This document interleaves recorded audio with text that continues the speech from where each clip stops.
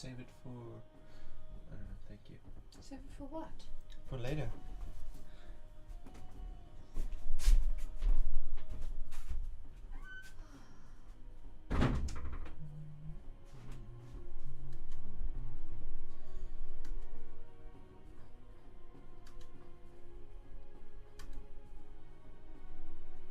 Oh jeez.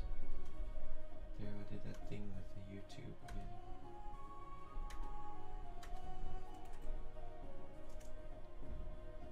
It's on private.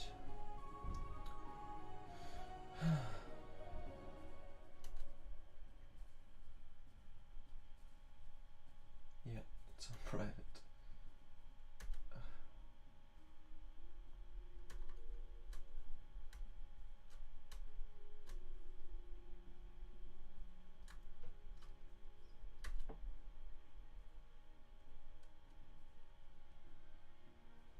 Public.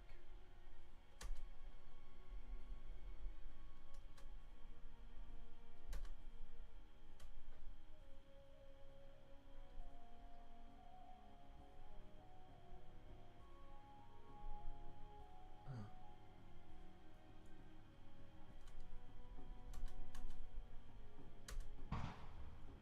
Jeez.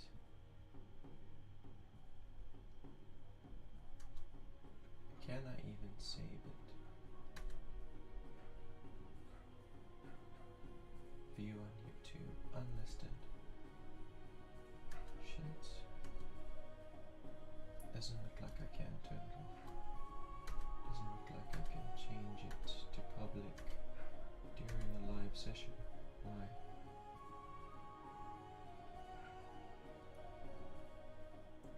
Public. Okay, let's have a look on the channel.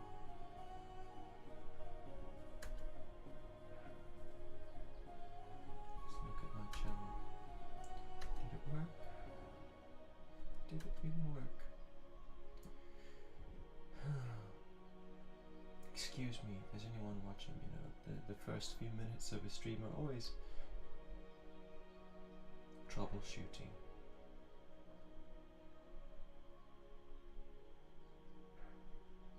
How was that though? My last shorts, my last YouTube short had like 2.4k views.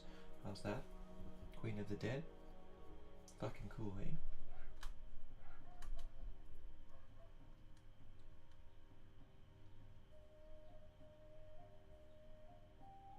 That's so interesting.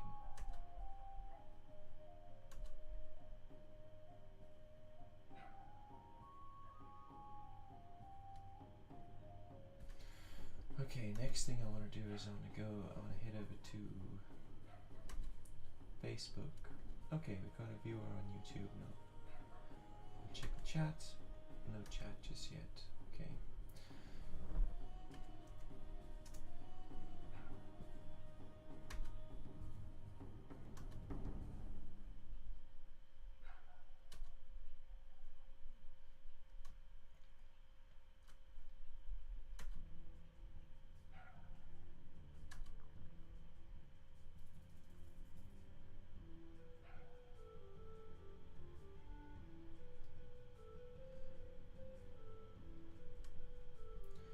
I don't need a tutorial right now, Facebook.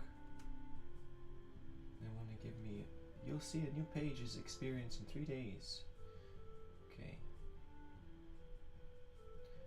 Okay. What I wanted to do was share this right here. I think that looks like me. Yes, it's me. Okay.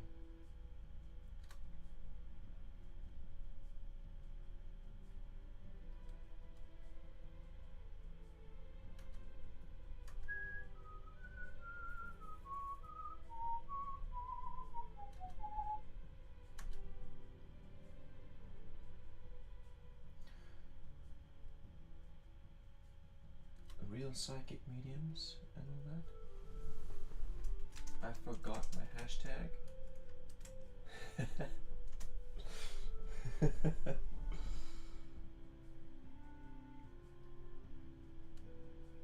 Post. I guess guess I can always go and check in Messenger chat, right?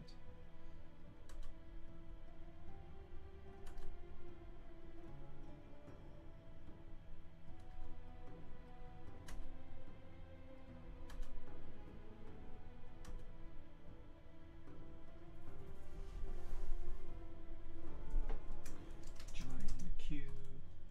QE.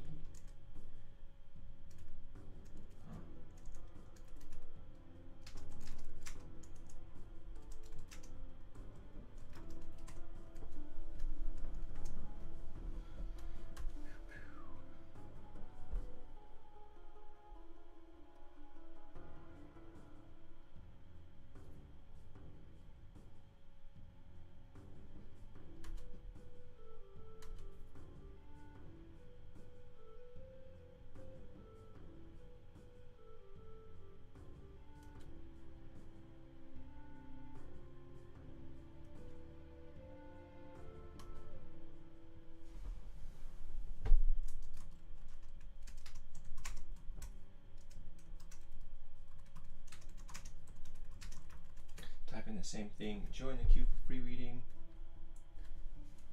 sharing it onto my wall, then I'm going to share it on into like just one other group, I think.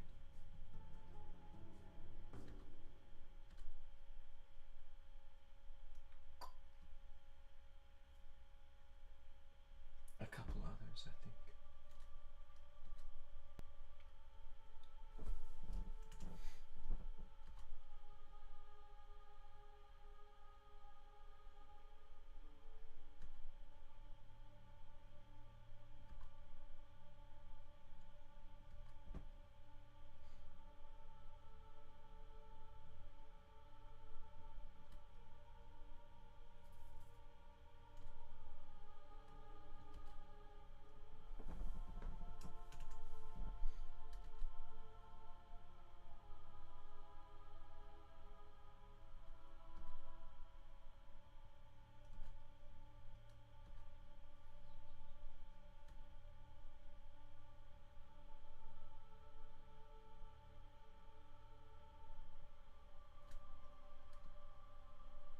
Like, I don't even remember the names of these groups.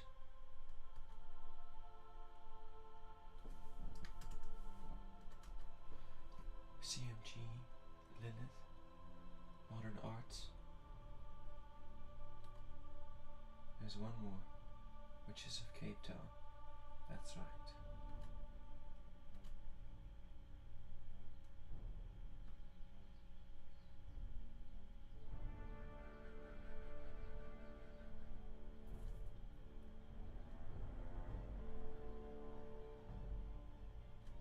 It would be awesome if I had like a mod who would do this behind the scenes, do all the sharing behind the scenes. A mod on my page on Facebook. Oh, welcome in. Welcome in. I don't know who it is yet. I'll be with you in a sec. I can see that I've got a little notification on the chat. Curious about the orange. Oh, welcome in, Yellow Daisies. Welcome, sister. How you doing? The orange, well, you know that like the Chaos Mages have this meme about peeling oranges. Well, yeah, so that's what it's about. I'm gonna peel it on the stream. I'm gonna peel it. Try and be artistic about the peeling.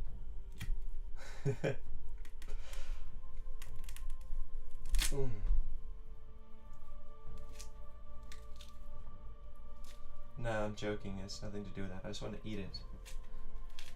My tummy is feeling a little bit, I don't know. It doesn't smell so good. It doesn't smell so good when I fart, so my tummy's telling me to eat some citrus to help balance the pH or whatever of my gut. It also wants like a shot of whiskey or something. Maybe some kombucha.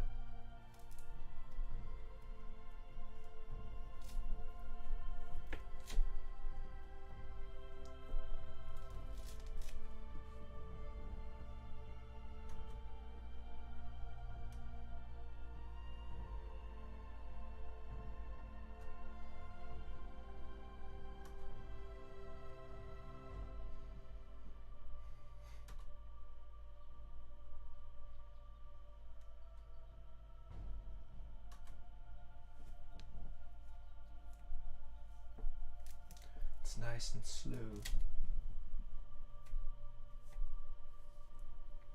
Channel. I'm talking about my channel. All my channels are nice and slow. Very slow.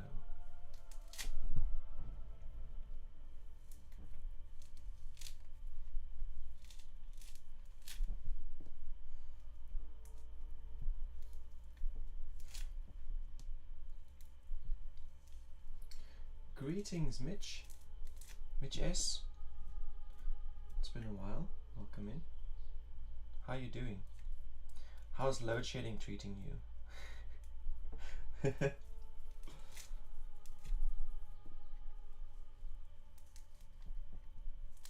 Gut health. Bo and I thought you might be teaching some mage trick. Hope all is well your side. Getting your vitamin C in. Definitely. I am totally teaching some special mage trick, you know, eating citrus is great for gut health. Awful. Load shedding has been awful. Sorry to hear that. What mage tricks have I been sharing lately? Oh yeah, I was like doing some energy work this weekend and last week for a client. So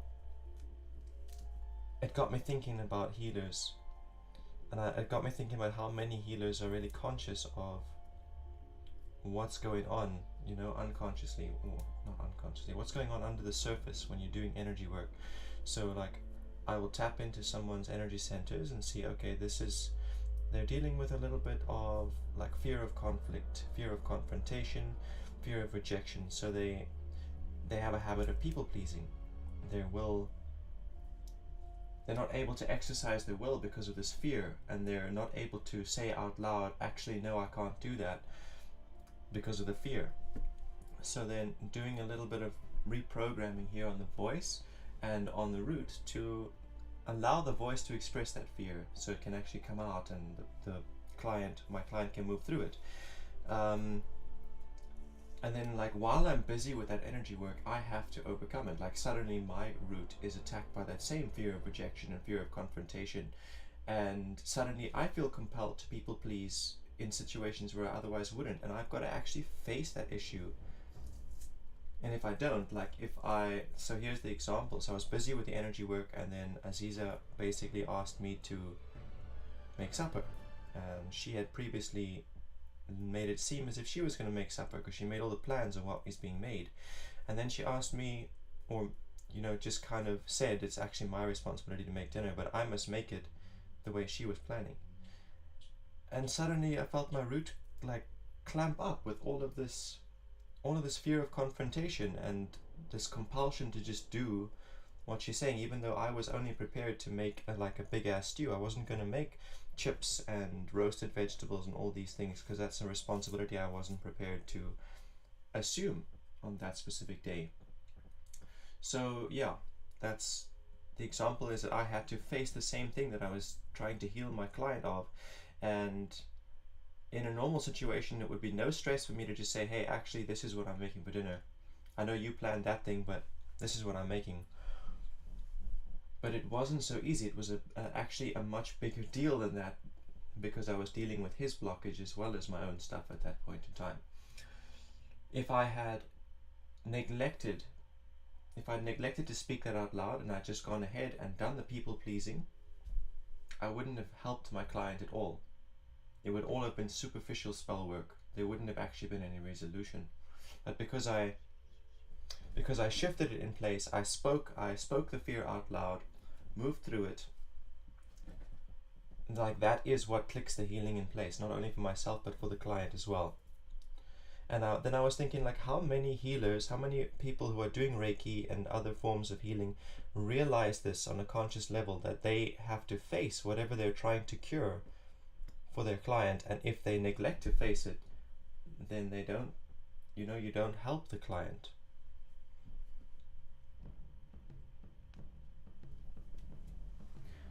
So that's something that reoccurs. Like when I did some sexual trauma healing for someone a while ago, then I had to face those same blockages that come from that sexual abuse that she went through. And that was pretty hairy. I didn't know if I was going to be strong enough to overcome that shadow. But I think you get the point here.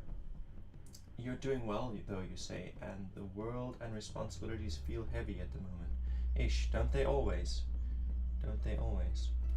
So my practice, Yellow Daisy, has been to throw myself back a year. Where was I September last year? What was I doing? And I see now in the present things are not so different to the way they were last year. What I was doing, what's going on, except I have all of the resources and experience that has come with it. Like last year in September I had 2 subscribers. This year September I have 227. Last year September load shedding was a bitch. This year September load shedding is a bitch, but this year September I have a solar system. So yeah, things feel on the same frequency, but I've got all of this stuff from the whole.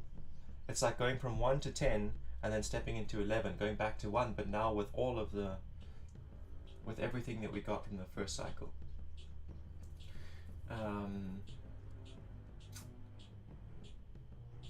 Yeah, so I know I got really into what do you call it,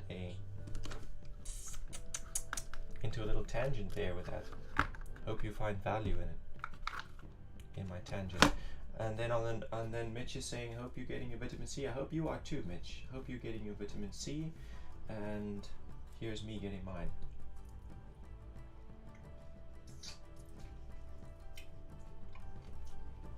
Mr. Subin wants a card. Welcome in, Mr. Subin. It's been a few days, hasn't it?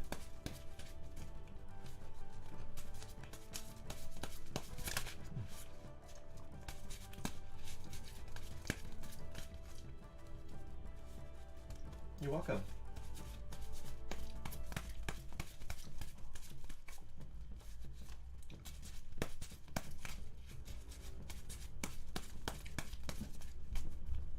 You know, like last year, September, my alcohol brewing business was declining because lockdown was, well, there was no lockdown, but like people were no longer interested in buying my alcohol because they had easier access to the regular kinds of alcohol again. People were, I was in my last bout of cannabis sales because, you know, this is the season where everybody's out of cannabis. So that was, it was like last year September, what I had been doing to earn money, the tobacco, alcohol and cannabis thing, was dying out as I was exploring the stream. This year the stream is also not really, it's not really a stable source of income, but then I do have private clients, which makes all the world of difference. But Aziza's channel is growing exponentially. Like she does, if she shows up, she makes money. It doesn't matter, you know, if she's online for 10 minutes or not. If she streams, she will make some money, even if it's only $5.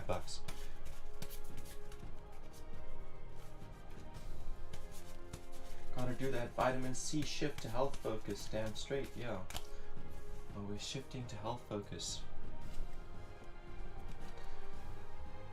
8 of Swords. So this 8 is all about shifts, very interestingly, and this is from Mr. Subin. So this 8 here is talking about making a shift, yeah, in your mind and intellect. So particularly in the way that you, it's like your paradigm is needing to shift. The way that you have been perceiving the world and the things you believe about the world. Like, I don't know if you are raised as Muslim or if you are raised as Hindu or how you're raised atheist, Mr. Subin, I don't know.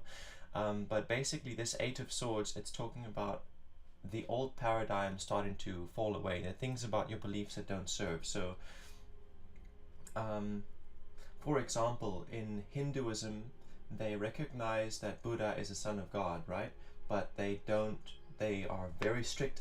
Like, you don't listen to anything the Buddha said, you don't read it. Yes, he has a place in the pantheon, but it's taboo to recognize anything that he said as valid.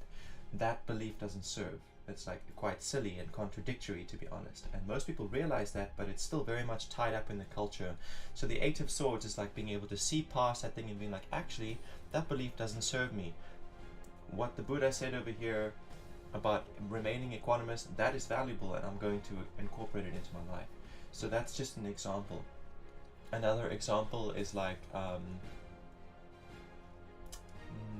let's see, what's another example? Let's say you don't have enough money for food and someone gives you some pork, but you're a Muslim, and you're like, well, I can't eat this, I have to throw it away because it's pork and it's haram. But so it's either eat the pork or starve, but you won't eat the pork because it's against your beliefs. So once again, this Eight of Swords is like seeing through that and being like, actually, it's better if I continue to live than if I starve myself to death over some silly rule that may have worked thousands of years ago when they didn't have dewormers for pigs, but now we do. So now that law is kind of been rendered irrelevant. Example. That's what this Eight of Swords is talking about to you, Mr. Subin. It's about seeing through beliefs that have been passed on to you that don't necessarily serve, that are actually limitations. Seeing through it and doing what you need to do regardless of that belief.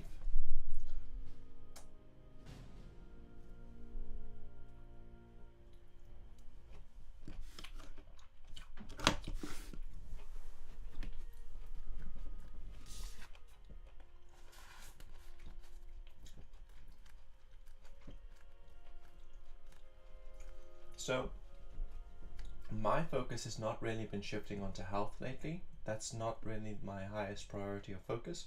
My focus has been efficiency of energy.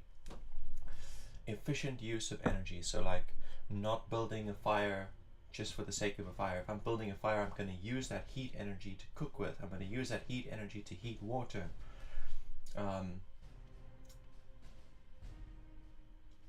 What else?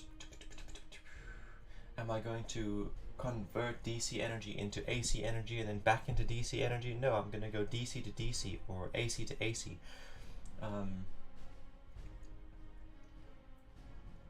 Yeah, just finding ways to be more efficient with the energy that we have, because the world is running out of energy. Like globally, we're only just feeling the effects of it now, but we're running out of energy of all kinds. You know, there's gas shortages and power shortages and coal shortages and fuel shortages, and prices are going up. So it's not like we have too little energy now. We have less energy than we're used to having, but it's not too little. We're just used to wasting it. We're used to having a surplus. So if we can just become more efficient in our use of energy, we won't notice that the energy is, we have a shortage.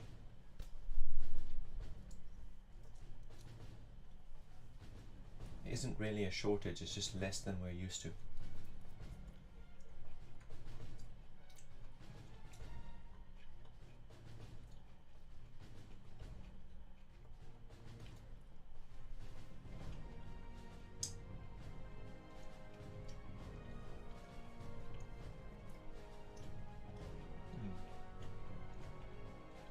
If anyone would like a card, I can draw a card for you. Because it kind of looks like Mr. Subin left.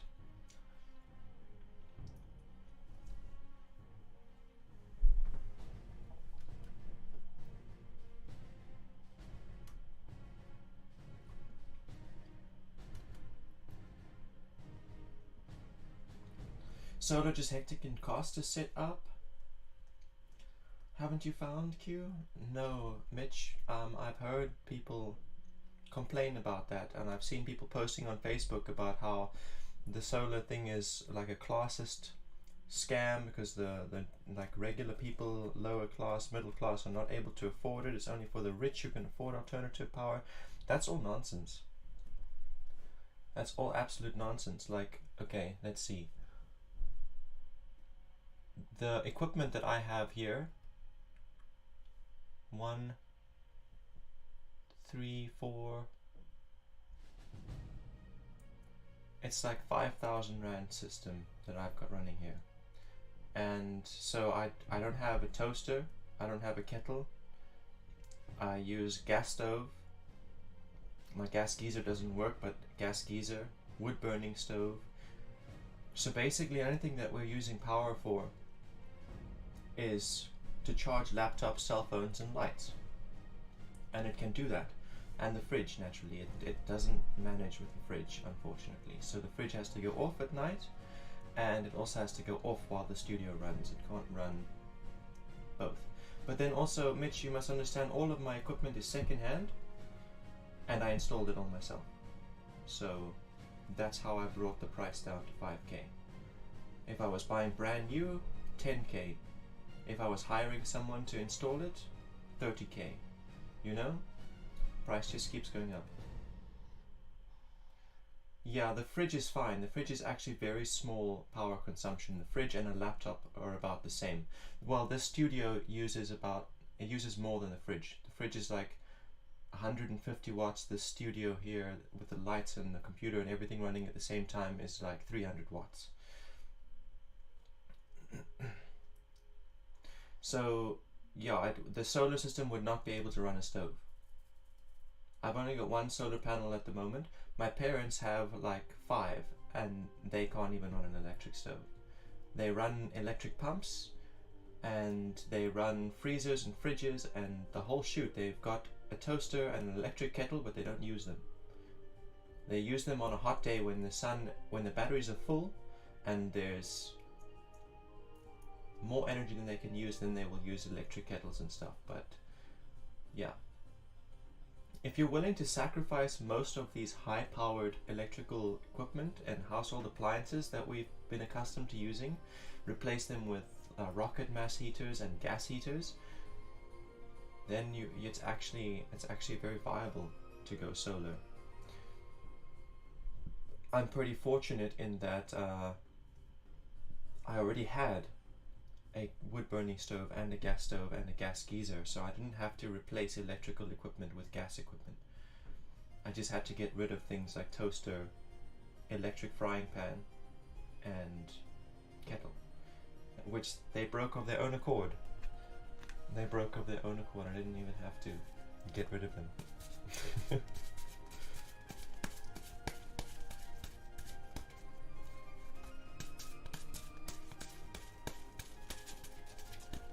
You're welcome, and if you are like gonna go ahead and try this thing out and get yourself off grid single-handedly, feel free to, you know, like there's all these strange things like the difference between putting batteries and solar panels in series or parallel connections, the different types of connector appliances and how they work, polarities, DC versus AC, whatever advice you might need, or whatever.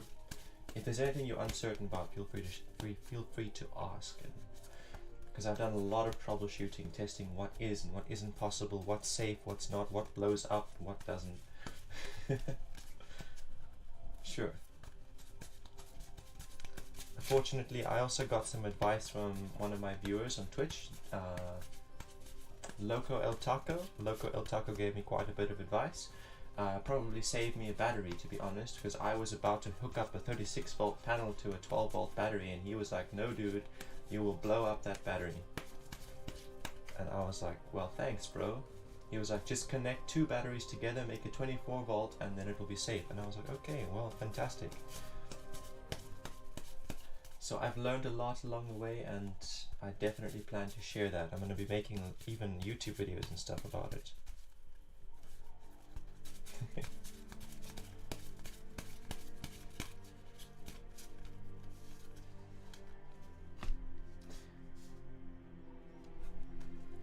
This is just a general card that I'm pulling out, you know, just to see what the deck has to add. Spirits are here, let them join in the conversation, right? 5 of Wands.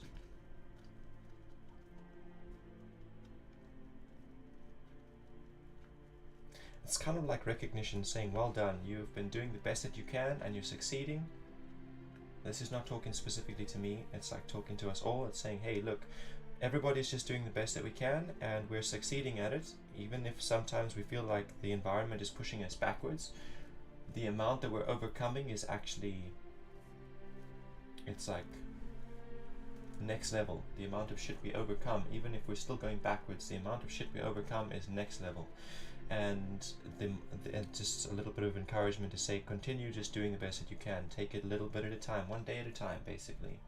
It's like saying, well done, just keep taking it one day at a time. Hey, David Smith, welcome in. And of course, you join the queue. Fantastic, fantastic.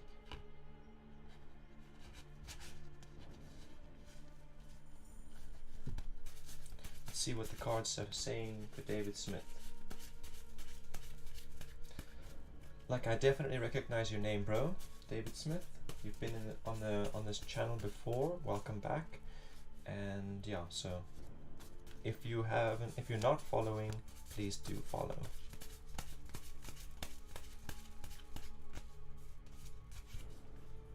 I've got a 4 of Wands for you.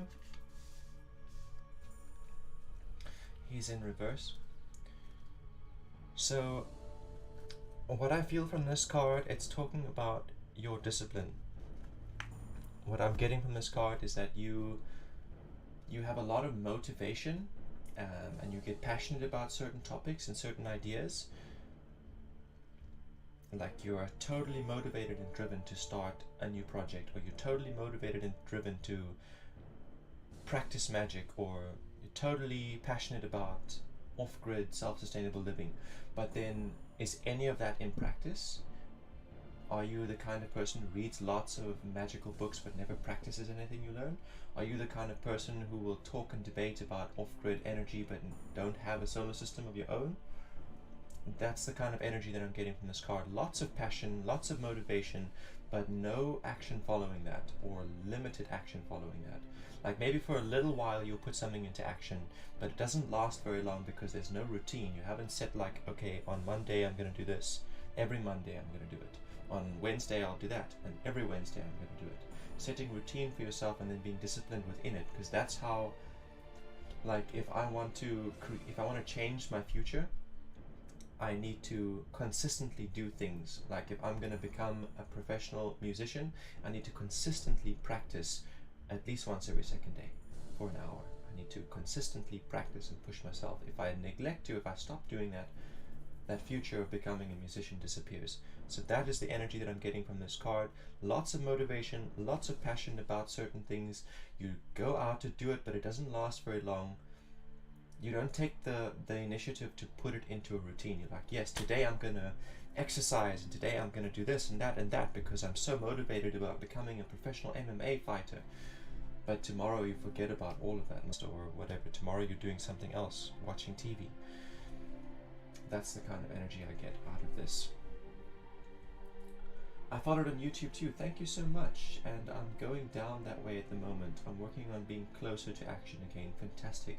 So David, what the advice I'm getting from this card for you is that you just got to make it a consistent routine. It's got to be a pattern that you repeat every week. So it doesn't have to be every day that you get up and do yoga. You know, that's a bit dramatic. That's quite a dramatic change. But if I say, okay, once a week I'm going to get up and do yoga, that creates that future.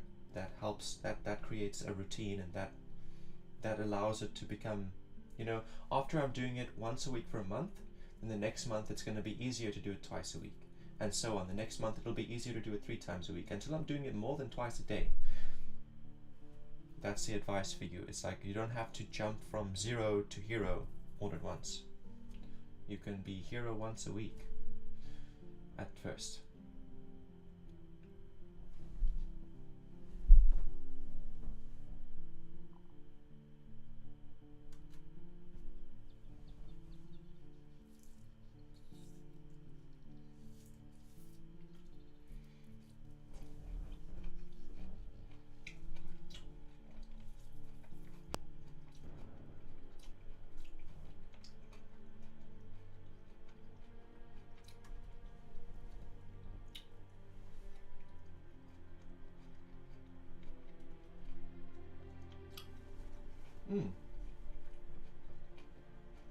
Hero once a week is not too overwhelming.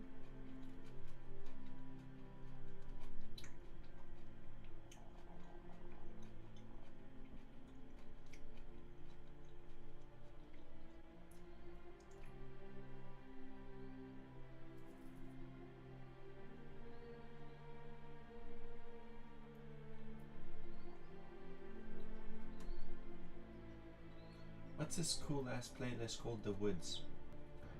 What's this cool ass playlist called Tribal Chill? I'm gonna try that one.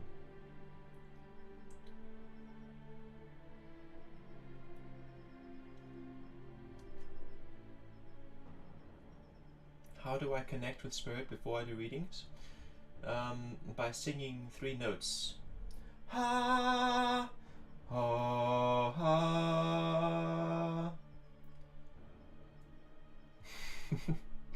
So I understand I've got 6 energy centers, from my ability to perceive to my connection to earth.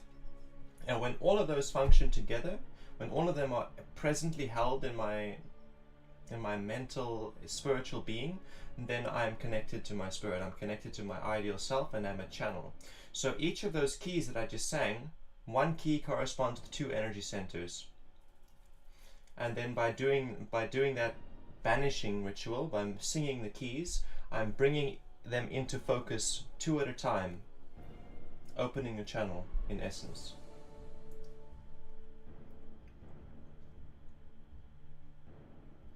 Sharmila Tapa Magar says, hello brother, how are you?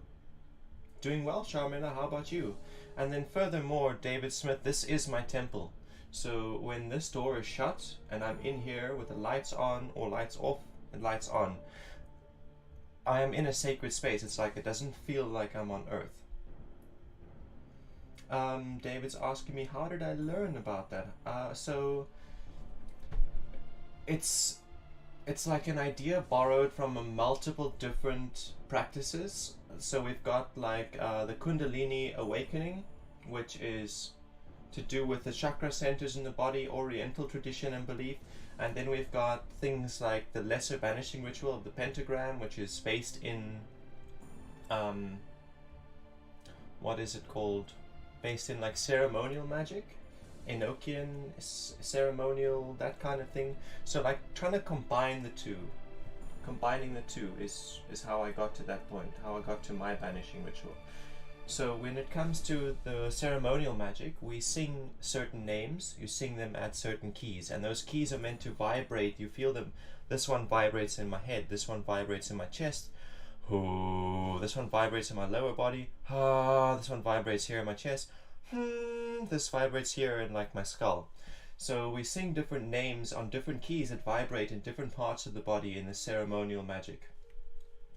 And then when it comes to the Kundalini practice, it's focused on different energy centers in the body that go along.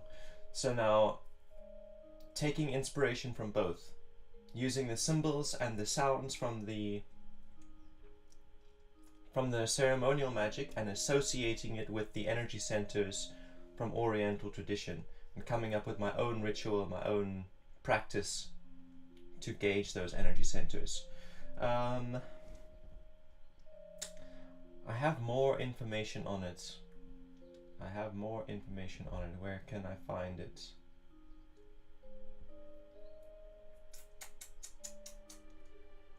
If you like, send me a friend request on Facebook, or if you join the Discord server, then I can link you more stuff that I wrote, notes and stuff regarding my personal banishing ritual. And Sharmila Tapa says, I'm also good, brother. So glad to hear that you're doing good. If you'd like a reading, just let me know, and I'll put you in the queue for a reading. You know how it works. Where is the Discord link? You can type !Discord to get a Discord link. The bots will help you out.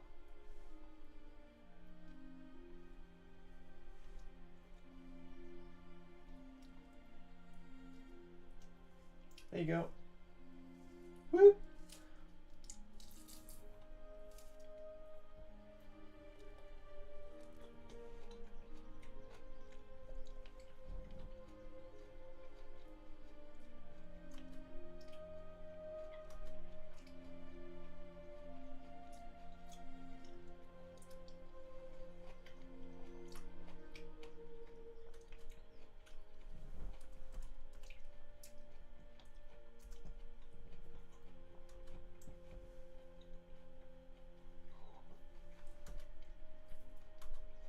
so I'm gonna search for it on. I'm gonna search for it and see if I can get a link.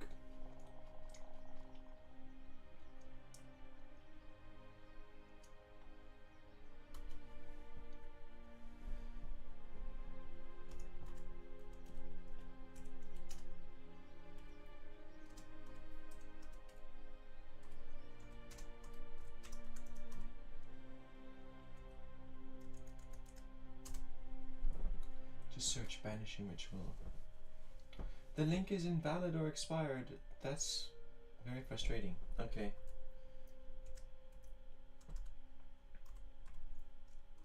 I'll fix that. But not right now. I'll give you a direct. Put another one in the chat. There you go. That one will work.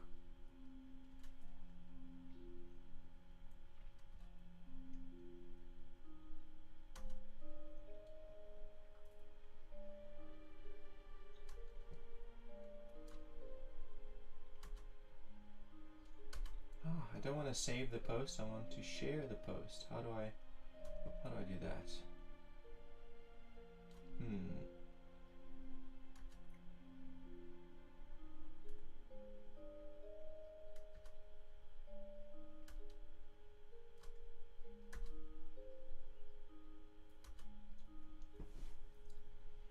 Okay, that makes sense. Now I can embedded. I don't want it embedded link, I just want it link.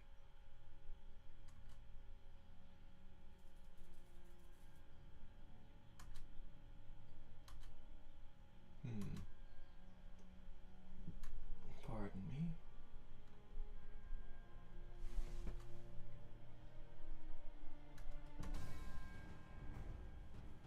I'll have to step out. Thank you so much for your time. Hope to catch you soon. Be well. Amazing. Thank you for joining me, Mitch. See you soon. And you're welcome, David. I heard Budup, sound of someone joining the service. David Smith is online. Welcome in. Let's wave.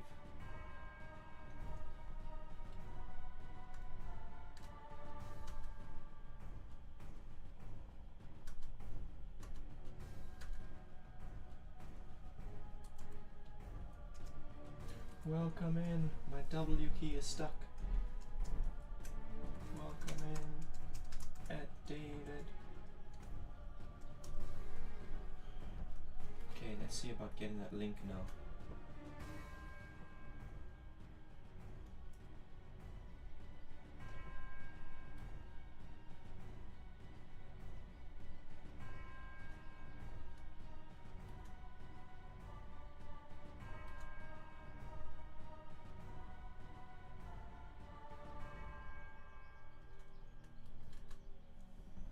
So here's the URL of the post.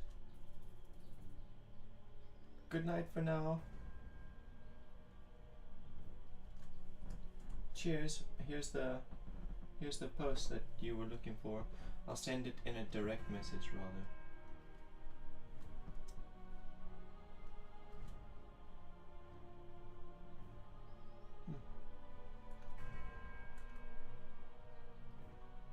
Message.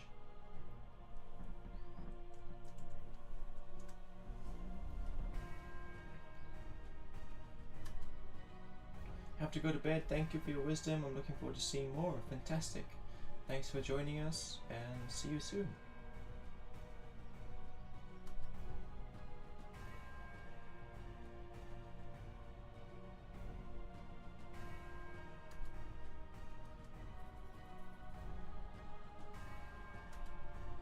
Okay. We can close these tabs now.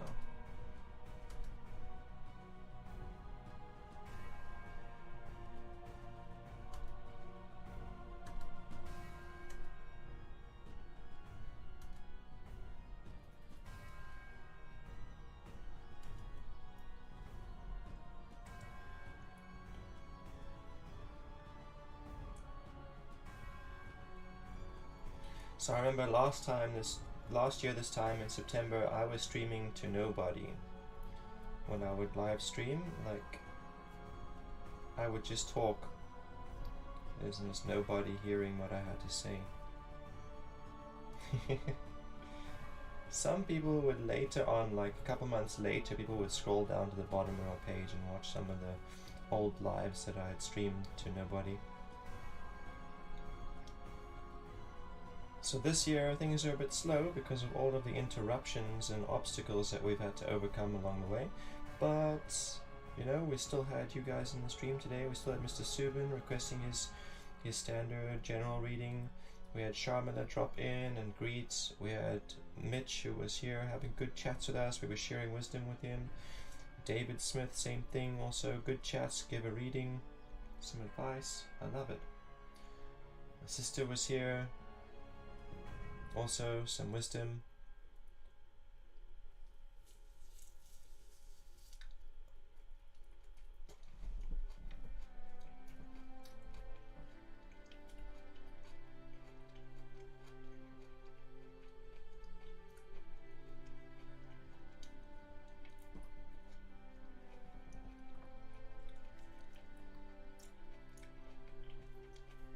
I've been looking at some other YouTubers and content creators who have been hosting their channels for like a year, and all of them have grown substantially faster than I have. All of them have more subscribers, more followers than I do.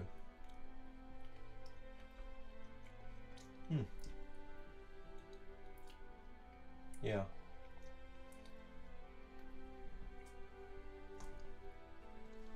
There are some who don't. Like I've noticed there was this one channel that was quite a bit older than my channel, and they had only like 25 subscribers. Even though their videos had like thousands and thousands of views, no one was subscribing. It was really weird. Hey Chris, welcome in. It has been a while. I do check out your posts though. You upload little reels on Instagram of like dope ass party shit that's happening where you are.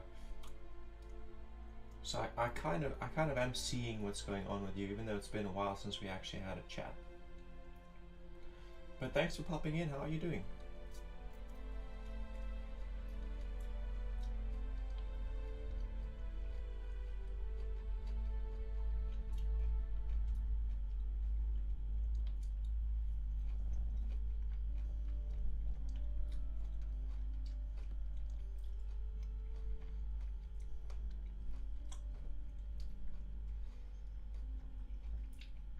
Yeah, that was one of the music festivals I went to. Got another one in a month. Cool. I'm sure I'll see all the little short videos of that one too. Do you go just as a participant, or do you go as like a facilitator, an event manager, a DJ, marketer? I don't know. Basically what I'm asking is, are you a consumer or a producer for these music festivals?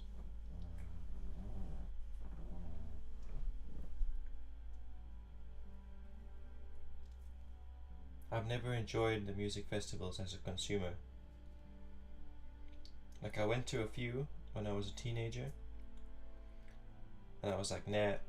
Now as an adult I go as a creator, not as a consumer.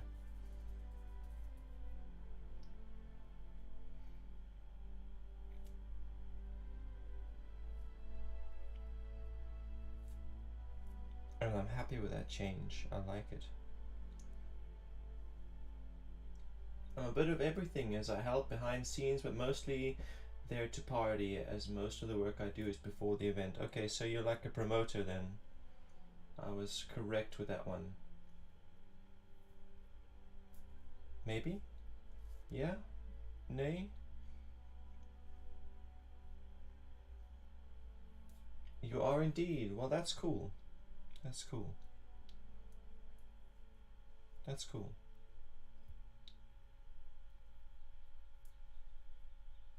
And then, out of interest, are you a promoter only for local festivals, local events, or are you like an international marketer? do you also in like, yeah, what I'm saying is like, how far is your, you're in Ireland right now, if I remember right. So then like you do promote for Ireland, but do you also promote for England? Do you promote for France, neighboring countries?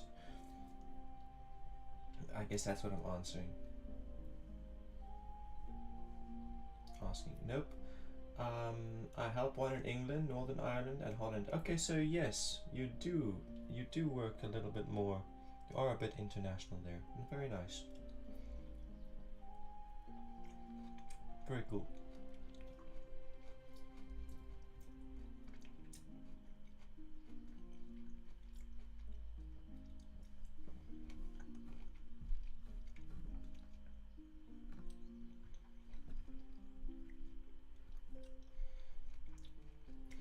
So then, I'm very curious about this whole thing.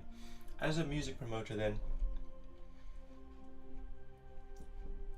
do you have access to the event page? So like here in South Africa, we've got the Levain Burn Music and Arts Festival, right? They have a Facebook page called Levain Burn Music and Arts Festival. Most of their promotion happens on the page. So then, do you have like access to the page as a, I don't know, as an admin or a moderator or an editor? Or do you have like your own special Facebook page that is a marketing agency?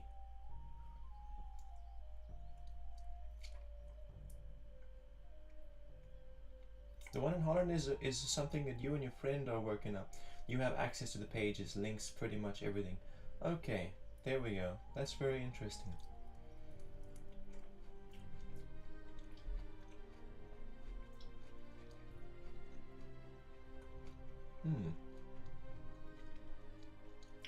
One more question. Maybe not one more, but shit, my question's gone now. How did it become? How did it become that you are like an events promoter for music festivals? Did you just start doing it until someone was like, hey, won't you do this for my page? Or did you study it and get a degree and promote yourself?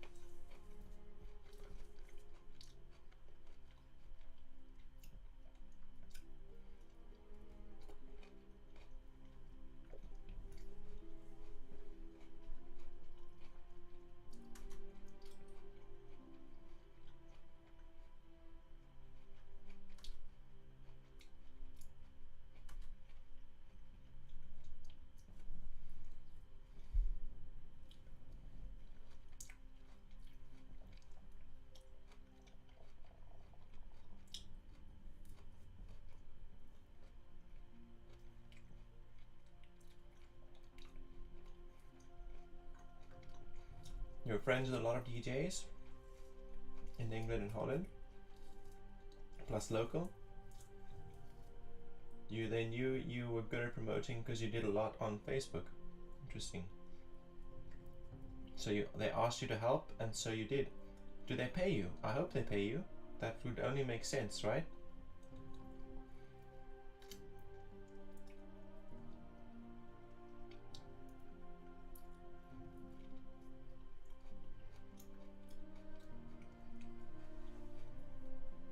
But that's cool.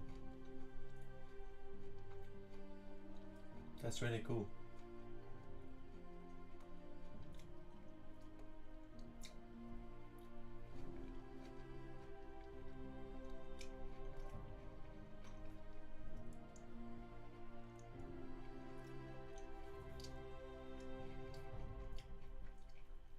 I'm getting a bigger picture of how these music festivals are organized and promoted. You did it all for free, but you do get free entry to any English or Dutch event.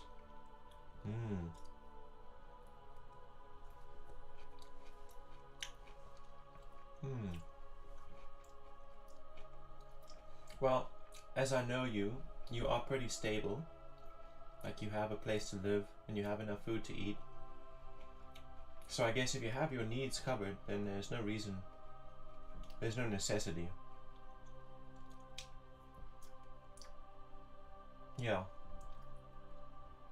But if I like didn't have enough, if I was struggling to live, then I would, I would say to them, hey, listen, I'm struggling to live. Surely you can give me something for this effort that you expect.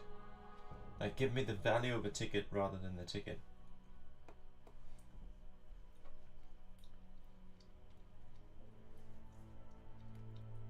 Plus you get free merchandise. Okay. You'd love it. Well, that's what matters, right? That you love to do it.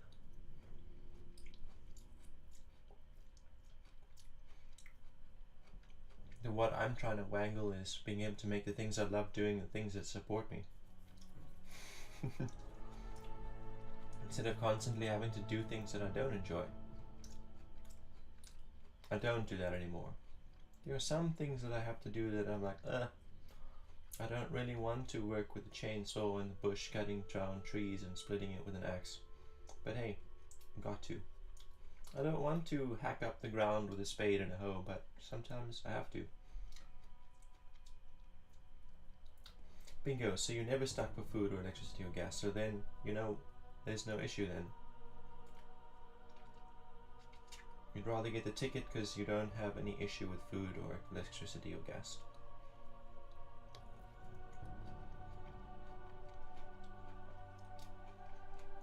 Here in the Republic of South Africa, electricity and gas are a big deal. Because even if you've got the money, you can't get it.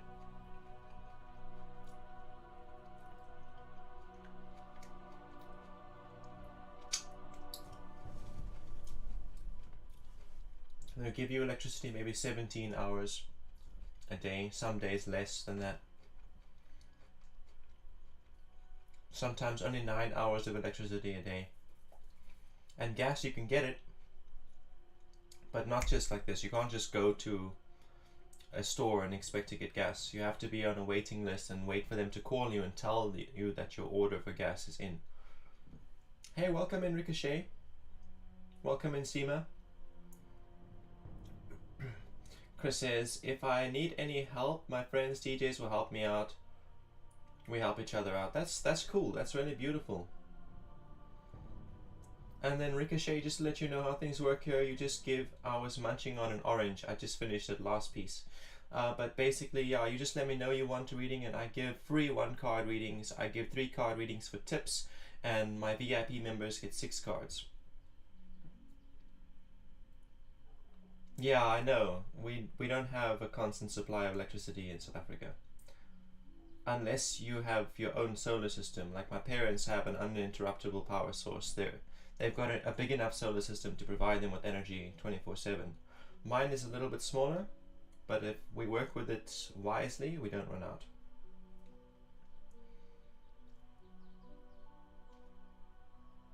Anxious AP, welcome in, guys.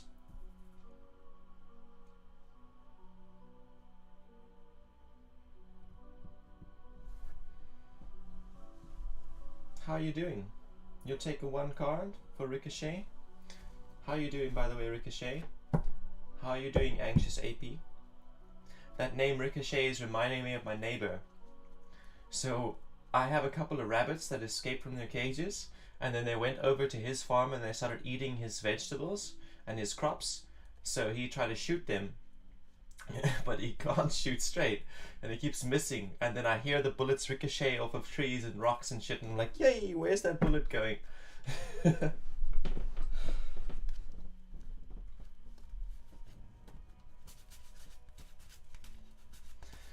Here in the Western world, it's constant. We can top up 10 pounds, and that will last 3 days. 10 pounds is 3 days of electricity. Very interesting. I'm trying to think, how does that translate here? Yeah, it'll probably be about the same, but I don't know what kind of equipment you're running there. Toasters, kettles, things like that. Because I don't think your £10 would last you 3 days here if you use things like electric stoves. Pardon me. Oh no, poor rabbits. They escape the bullets, but yeah, when I catch them, I will be slaughtering them for food. Because they're more of a hassle than they are a benefit. Okay, here we go. 1 card reading for Ricochet.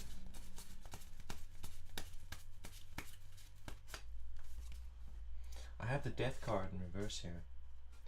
Don't let that frighten you. Death, as I've been contemplating death a lot here in September, it's not what we've been told it is, and it's not what we think it is either.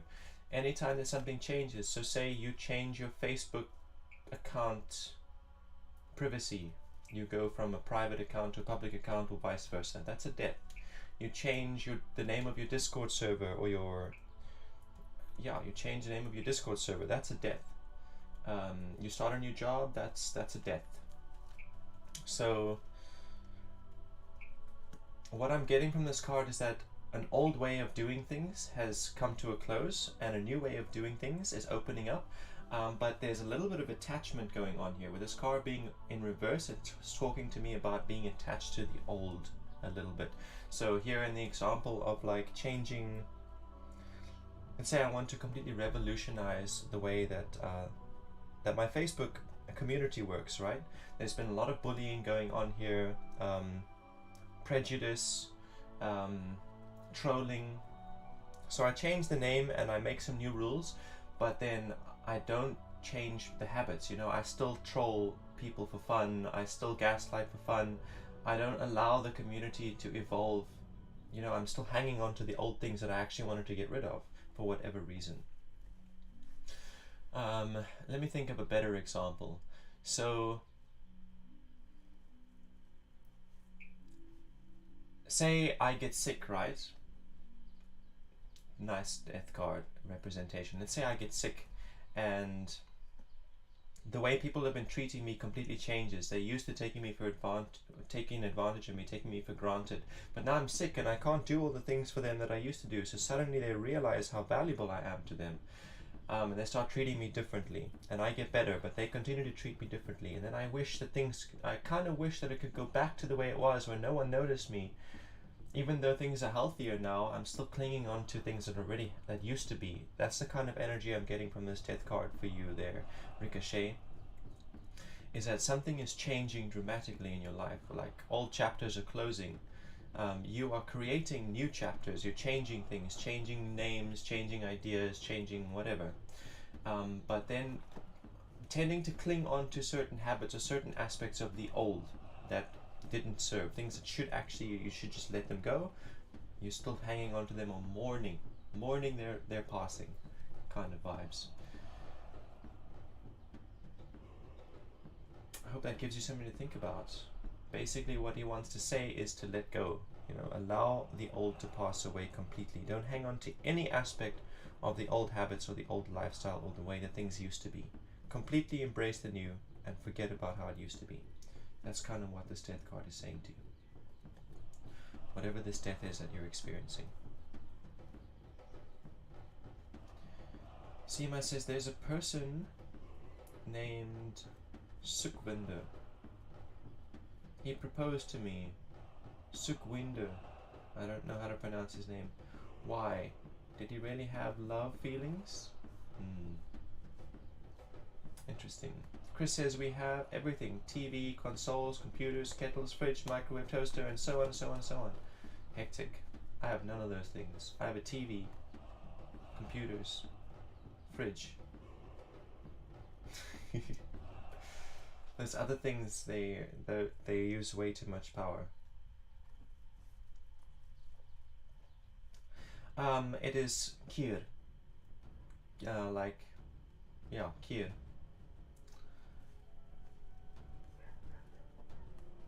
Almost like almost like fir. You could say it like that, like a fir tree. You could say it like cur. And thank you. I hope I'll be seeing you again soon. Maybe you will be so kind as to hit the follow button.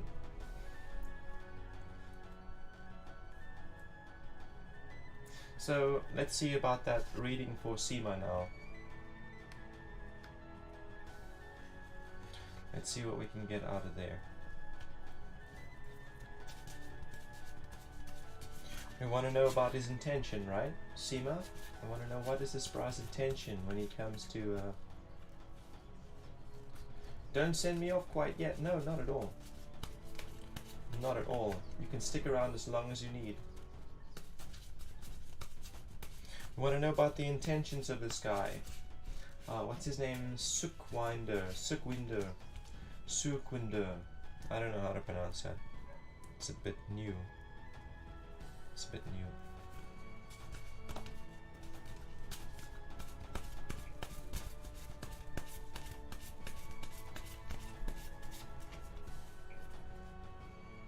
Ten of Swords. Okay, Ten of Swords. What does this say to me? Okay, so what I'm getting from this card is that he likes his life to be very organized and strategic. Like he's got this intellectual idea of how life should go. You are a child and you're at school, and then when you finish school you go to college, and when you finish college you get married, and then you have children, and then you build a house. He's got this like set out way of doing things, and he's finished the college period. That part of his life is coming to a close. So the next part of having a wife and then having children, that's what's opening up for him. So you wanted to know if there's any true love feelings? No. At this point it's very convenient. It's very intellectual. There's no... He is your teacher and he's very organized. That's very interesting. It's very intellectual. It's not romantic or emotional. But let's see. What question should we ask here?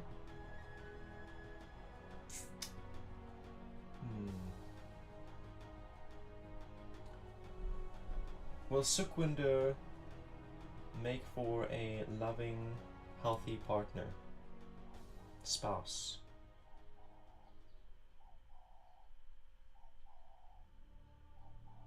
So the pendulum is answering me no.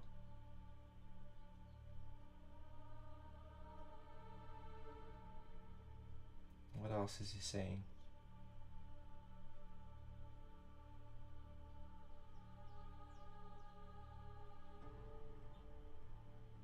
It's a no. It's just a clear out no.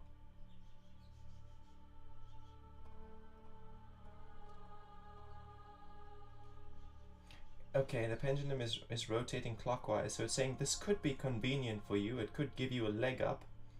It could help you accomplish your goals and make your life look very neat and proper. But it's kind of saying that what you want from a marriage or a relationship is a little bit deeper than a marriage of convenience. And basically that's what this will become. It'll become a marriage of convenience. It'll make your life look very neat, but there won't be really any kind of authentic connection between you and this man. Yeah, that's what I get.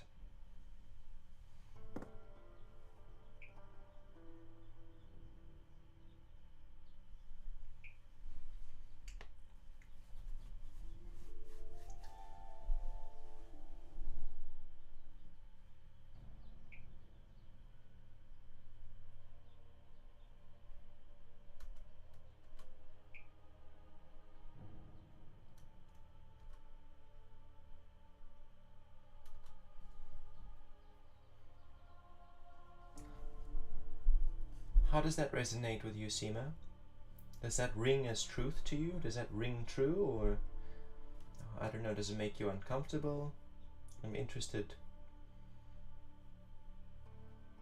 You had an intuition that he could help me grow in life and be disciplined, but he's not my partner. Thank you for confirming. Amazing. So it resonates as truth.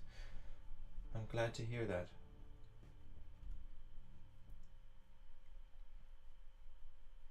But that is exactly, like you said, he will help you grow in life and become disciplined. He will definitely give you that leg up, but it's not an authentic, romantic and loving connection, you know. It's an artificial, superficial, surface level thing.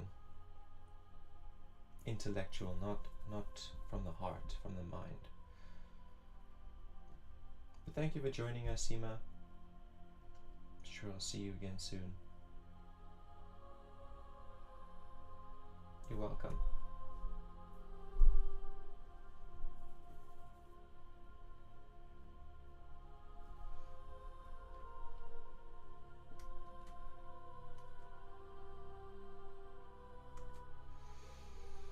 I've got a whole bunch of stuff to write up and a whole bunch of reels and like stuff to do. So behind on my content creation, in other words. I've got a whole load of videos from this spring equinox ceremonies that I was doing that I need to turn into little reels on YouTube Shorts. And I've also got I've got like an invocation prayer to write up and share with a client, and some demon sigils, some demon seals, goetic demon seals that I've created that I need to share with certain people who commissioned them. Mr. Subin is swaying. How? Hi, Mr. Subin. Did you come back into the stream? Awesome. Or have you been lurking there in the background the whole time?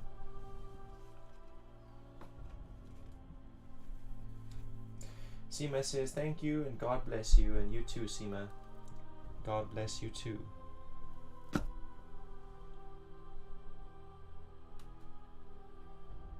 Oh yeah, I also got a meme. I've got a meme to share with one of my Facebook groups. There's this one Facebook group where basically the whole group is like made for memes, magical memes. Like we create memes. It's a meme factory. Yes, you came back. Cool. Well, welcome back.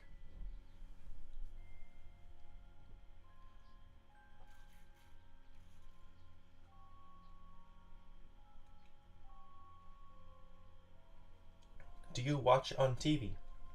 Do you watch this channel on your TV? Yeah, it could be better quality. Like it's 720 pixels. It's standard SD, standard definition.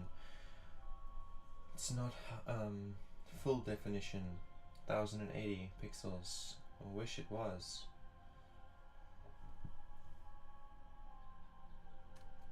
One day soon. You know you're watching it on the iPhone. Okay, then the quality's not so bad on the phone. Pardon me, quality's not so bad. So I was talking about the content creation that I'm behind on. Yeah, so I've got these clips of the spring equinox ceremony. What's it called? Spring equinox is called Ostara. Yeah, it's basically Easter. Ostara. And then then I mentioned I've also got stuff to deliver to clients, and then I've got a little competition that I am entering, an ACES creator competition. I've got to make a little short video for that. I've got the clips, but my cell phone doesn't support the mask that they want me to use, so I've got to borrow someone else's phone to do it. I've only got a few days left to do that.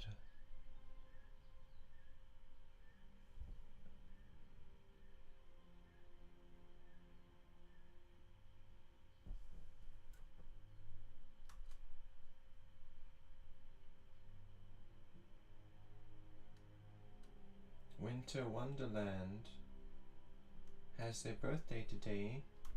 Oh, it's too bad Winter Wonderland is not here in the stream, or I could sing happy birthday for him.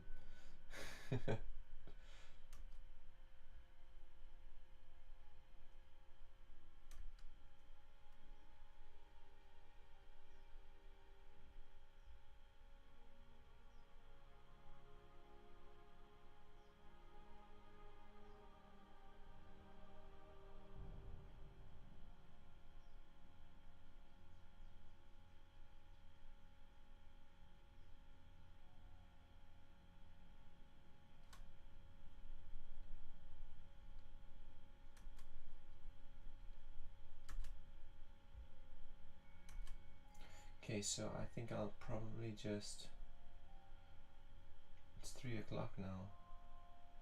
I'll probably just pull a few cards as like a closing reading, and then end the stream for today.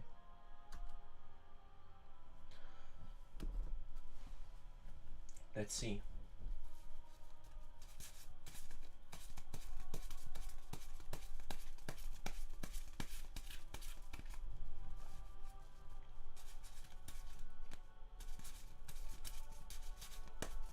I'm not going to ask a question. I think I'm going to give a command.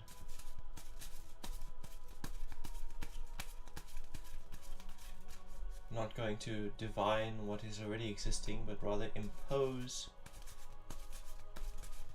change.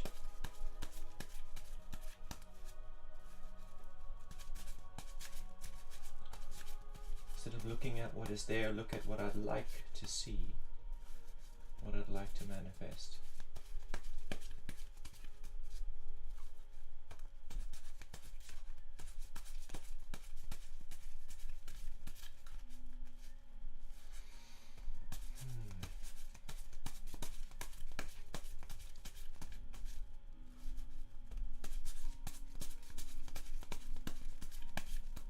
To be honest, I'd like to see, you know, all the advice that's given in this channel, to the few of you who did show up here today with me, the bits of value that you guys received, I'd like it to multiply for you. I'd like that value to go and completely transform your life in ways that are not even imaginable.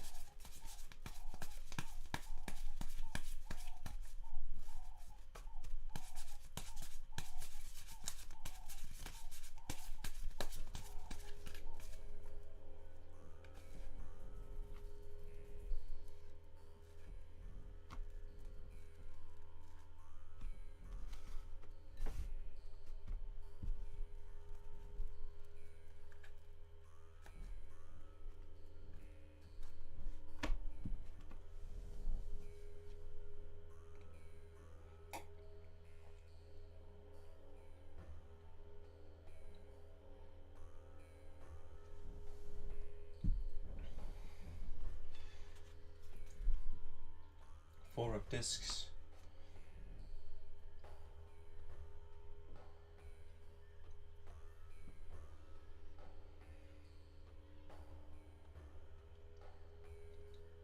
That kind of tells me that the value that is given through the stream, it brings us to awareness of routine.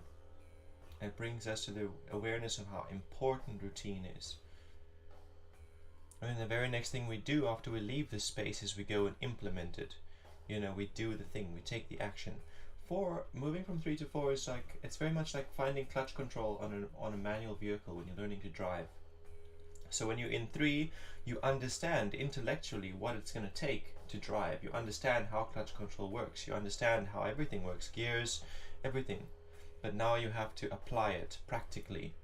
And that's 4, where you actually get the clutch control and then you balance it with acceleration. You're probably going to stall the car the first few times, but you're still moving, you know, like if you stall the car, you might roll backwards, you might roll forwards, you're still moving, you're still driving the car is not moving at optimum speed, but you will get there, you're learning. So that's the kind of thing that I'm getting from this 4, is the stream allows us to take what we understand. It like allows us to get it all in order. We understand the vehicle now. We leave the stream, we go and apply it. We go and find the clutch control and make the vehicle drive. The vehicle being a symbol of our life, the way that what we do, how we make a living, how we express ourselves, where we live, all of that. Prince of Cups in reverse here. Interesting.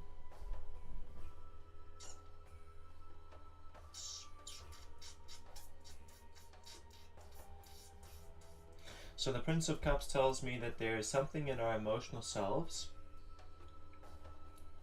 that hinders us. Like we will get triggered, let's say, and then we will do something that sabotages our routine. Or someone will say something rude and then we will do something spiteful. So this Prince of Cups in reverse is saying to me that we understand what we need to change. Like, we understand that if we feel triggered, we need to do something constructive or creative instead of something sabotaging. We know the inside, we understand what we need to shift, but we haven't done it yet. We haven't applied it yet.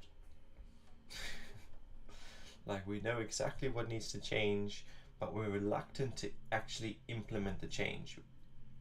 When we feel triggered, we kind of rather would justify why it's okay to do something reactive rather than look for reasons why it would be a good idea not to. But this card is also telling me that is very much in the past. That was like the kind of energy we carry into the stream. When we leave the stream, we're in a different state of being. So we come into the stream carrying this. In the stream, we're made aware. We move from 3 into 4. And then when we go out of here, 3 of discs. Very interesting. That seems counterintuitive. It's like we step into action and then revert. So it's like we start the car, we find clutch control, we move forward just a little bit, and then when we leave the stream, the car stalls. I kind of did say that that would happen. Like when we were dissecting this one, stalling the car is normal and it's okay, and when we're learning, it happens. Okay, so what I'm getting from this then is it's that it will happen. Like when we leave the stream, we get demotivated, we feel like we've gone backwards a little bit. The things that we're trying to set in motion or that we're applying, we find that they are not so successful. But this card just wants to remind us that if we are trying, if we are visualizing it, if we are understanding it and practicing, trying and practicing, then there's hope. Whatever we're trying to manifest, whatever we're trying to move towards, we can accomplish it. But we have to keep on trying, keep on moving into 4, even if we slip back into 3, keep on moving into 4, until eventually we have that clutch control under wraps so we don't stall the car anymore. I kind of feel what this is saying to me specifically is that I have to show up regularly. Like, if I want the value that I give here to click in place, then I need to be here the next day. Like, I'm here now, I need to be here for you tomorrow again. When you have stalled and you need to start your car again. That's basically what it's saying.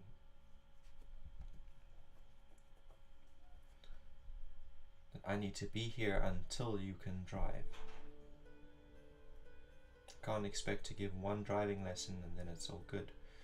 Outcomes, I've got a 3 of wands here and a 10 of discs. Okay. Okay.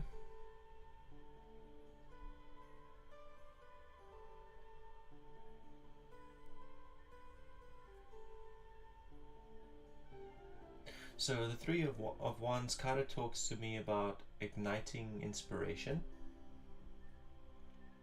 sharing inspiration. So that's kind